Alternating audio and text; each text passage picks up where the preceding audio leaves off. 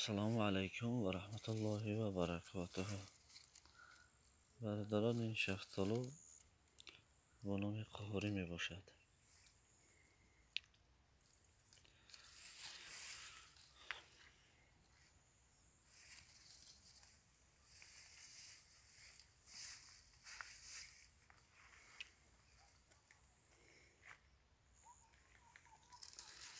شفتالو قهوری نسبت به همش کلانتر می شود.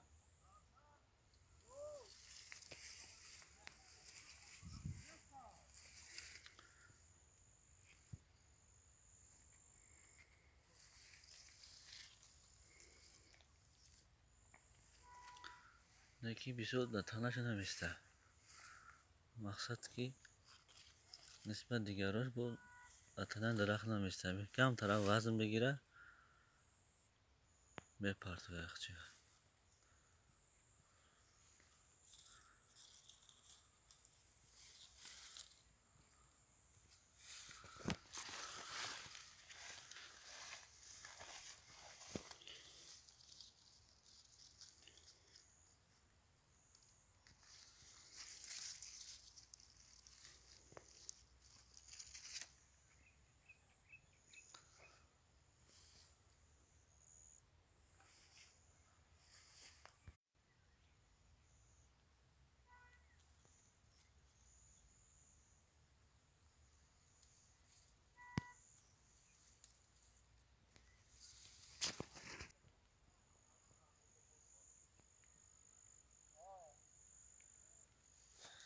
این شفتالو قهوریش همی خیلی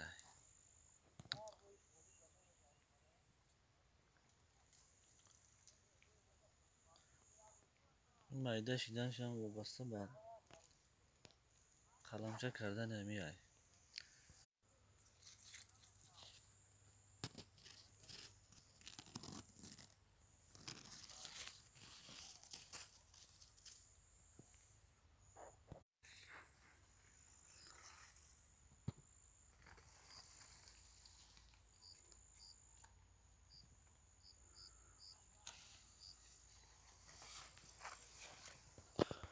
این شفتالو قهوری اونقدر سرخ نمی شود. خیز کبوتیش مقصد نابود می شود. نه که خیلی سبز شود خیلی نمی شود. خیلی سفید چوبک می شود.